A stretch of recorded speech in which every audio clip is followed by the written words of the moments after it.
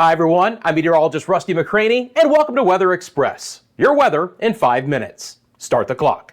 Friends, we have some really impactful weather across a good chunk of the United States today in the form of severe storms, some freezing rain and sleet, and some heavy snowfall. So we're going to jump right into it here. I've got it zoomed in already to the Tennessee Valley, where earlier today we had a line of strong severe storms, including some tornadic activity that rolled through portions of Kentucky east of 75 and into southwest sides of West Virginia. Now, earlier in the day on my map, the yellows are special weather statements, the reds are the severe thunderstorm warnings, but those purples are the tornado warnings. And you can see that line of strong and severe storms racing across East Tennessee through West Virginia. Now, the good news is in the short term, these storms have really dissipated as they've gotten back into Virginia and it's quieted down. But you notice that there's more storms in far western portions of Kentucky and Tennessee. And guess what? As I show you the Storm Prediction Center risk for severe storms for the remainder of the day, we do have a slight risk for severe storms to redevelop in the heart of Tennessee, including the Nashville area, as we go deeper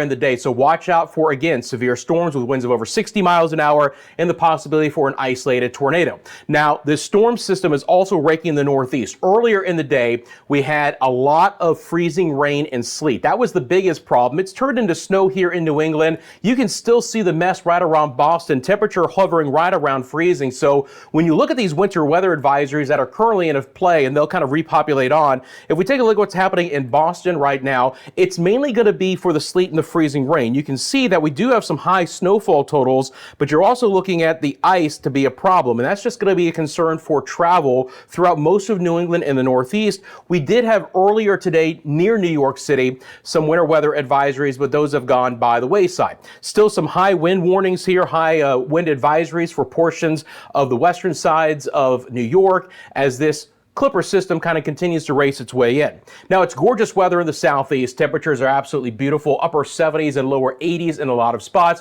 Again, a few showers in the Tennessee Valley, but otherwise we are high and dry. Cool Canadian air has still slipped back down into the central plains, but again, as far as any real threat for appreciable weather, no. Again, you get east of there, and you can see in the visible satellite imagery, we're cranking up some showers and storms, but places like Dallas and Oklahoma City will enjoy some beautiful weather. Boy, the bitter cold continues in the northern plains and portions of the western Great Lakes. And look, from time to time, the big story here is actually the wind. These are your blizzard conditions right now in the areas in red, a little bit of UP of Michigan, portions of northern sides of North Dakota. But when I show you this blizzard warning, they're not hardly getting any snow. It's for winds of up to 50 miles an hour. And if you want to really talk about the winds still whipping, we still have our Pacific storm. Now, things have quieted down for the Olympic range and a lot of the Cascades, but the Sierra Nevadas with this southwest wind still bringing on some exceptionally heavy rainfall, mountain snow. Again, we've had feet of snow in some areas, and the winds continue to be an absolutely tremendous story as well. These are your current wind gusts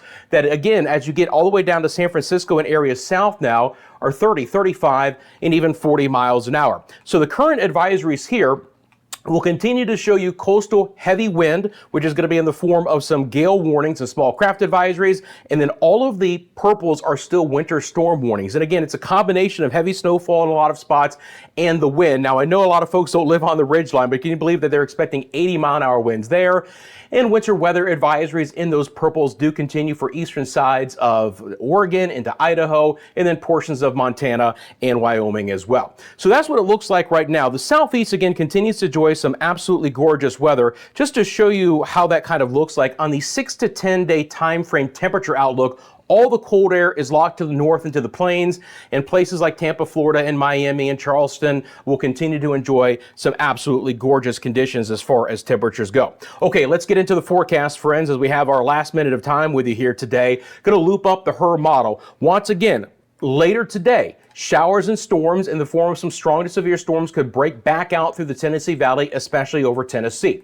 We're going to continue to see this system race across portions of the northern plains and into the Great Lakes, and you'll start to see more snow flying for places like Minneapolis, back into Wisconsin towards Green Bay, and again, some lake effect snow will be coming back into the western sides of New York and portions of Michigan as well. Still following the storm system out west, the low is going to finally begin to move on shore a little bit, and that's That's going to kick some of that heavier snow out into the Intermountain West. But guess what? There is still a chunk of energy to bring more rain to the Washington-Oregon coastline, more snow for the Cascades, and just overall problems there. Again, I don't expect that system to get out of the way anytime soon. The beautiful weather over the next couple days in the United States will be in the southern plains and portions of the southeast. Those are the areas that will be the quietest.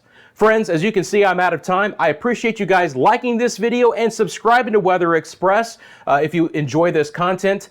Have a great day. I'll see you back tomorrow with your latest 5-minute forecast.